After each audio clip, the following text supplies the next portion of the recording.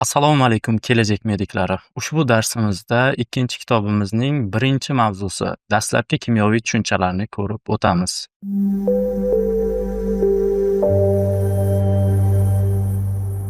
Demak, darsimizni boshlaymiz. Birinchi bo'lim umumiy va anorganik kimyo, birinchi bob kimyoning asosiy tushuncha va qonunlari.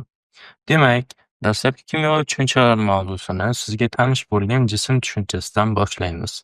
Jism bu nima desa, jism bu atrofimizdagi barcha shakl hamda hajmga ega bo'lgan jonli va jonsiz narsalar jismlar hisoblanadi.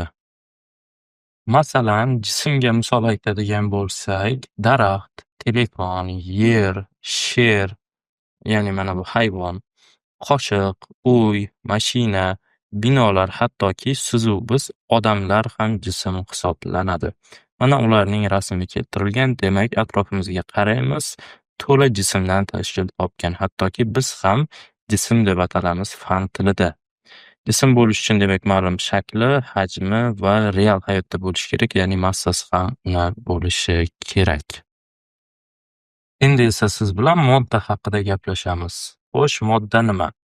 Modda bu jismning tarkibini tashkil etuvchi narsa bo'lib, tinch holatda og'irlik yoki massaga ega bo'lgan va makonda joy egallovchi materiyaning bir ko'rinishidir. Demak, siz va biz ko'rganlarimiz jism nimadandir tashkil topgan bo'ladi, ya'ni uning tarkibi bo'ladi. O'sha tarkibini fan tilida modda deb ataladi. Barcha jismlar moddalardan tashkil topgan. Jism borki, moddadan tashkil topmagan bo'lmaydi hech qachon. Moddalar jismni tashkil qiladi.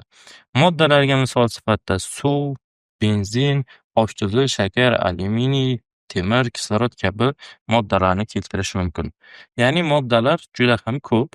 Moddalarning bir-biridan farq qiluvchi belgilari xossalar deb ataladi. E'tibor bering, biz suv deyapmiz, benzin deyapmiz. Ya'ni modda degani bitta narsa emas, u umumiy nom hisoblanadi. Nima uchun bir moddamiz suv, bir moddamiz benzin desa, ular farq qiladi. Ayni o'sha bir-biridan farq qiluvchi belgilari xossalar deb ataladi. Xossalar haqida mavzu davomida tanishib o'tamiz. Bitta moddadan turli jismlar tayyorlash mumkin. Diqqat qiling, bitta moddadan turli jismlar tayyorlash mumkin. Misol uchun, oltindan soat, uzik, kubik yoki to'p yasash mumkin. Aksincha, bitta jism turli moddalardan tayyorlangan bo'lishi mumkin. Ya'ni e'tibor bering, bitta jismni o'zi ham turli moddalardan tayyorlangan bo'lishi mumkin ekan. Misol uchun, qoshiq temir, alyuminiy, shisha yoki yog'och kabi moddalar asosida tayyorlanadi. Agar biror nom eshitilganda ko'z oldingizda aniq shakl paydo bo'lsa, u jism hisoblanadi.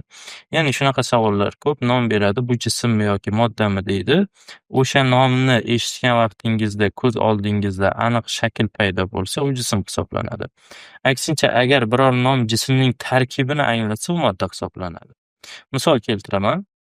Misol uchun aytaylik, temir desam siz nimani tushunasiz? Moddanimi yoki jismnimi? Ba'zi tajribasi yo'q o'quvchilar temirni modda emas, jism deb qo'yadi-da. Yo'q. Temir bu tarkibni ifodalaydi. Ya'ni misol uchun qoshiqni tarkibi temir bo'lishi mumkinmi? Mumkin. Partani tarkibi temir bo'lishi mumkinmi? Mumkin. Soatni tarkibi temir bo'lishi mumkinmi? Mumkin. Ya'ni siz eshitayotgan nom nimanidir tarkibi, ya'ni bir nechta nimadirlarga, jismlar tarkibiga kirib ketyaptimi? Kirishi mumkinmi? Demak, bu modda hisoblanadi. Choynak desam, choynak qozonni tarkibi bo'lishi mumkinmi? Yo'q. Qarang, e'tibor bering, ya'ni to'g'ri kelmaydi mantiqiy jihatdan. Temir deganda demak tarkib ko'z oldimizga gavdalanadi. Temir qoshiq desak, ana endi ma'lum bir shakl paydo bo'ladi. Tushunarli? Ana endi bu temir qoshiq deganda qoshiqning o'ziga yarasha shakli bor va u bizga jismni bildiradi. Endi ushbu o'rganganlarimizni xulosalaymiz. Xulosa, e'tibor bering, jism va modda mana ikkita usulda. Jism aniq shaklga ega bo'ladi, modda aniq shaklga ega emas, e'tibor qarating. Faqat bu yerda bitta shart, qattiq modda aniq shaklga ega bo'ladi. Qaytaraman, qattiq modda aniq shaklga ega bo'ladi. Qattiq modda bilan jismni nima farqi bor desangiz, jismni o'sha shaklini o'zgartirsangiz, o'z xususiyatini, ya'ni ish bajarish xususiyatini yo'qotadi. Misol uchun, temir qoshiqni siz 2ga bo'lib tashlasangiz, endi uni temir qoshiq deya olmaysiz. U bilan ovqat yeya olmaysiz.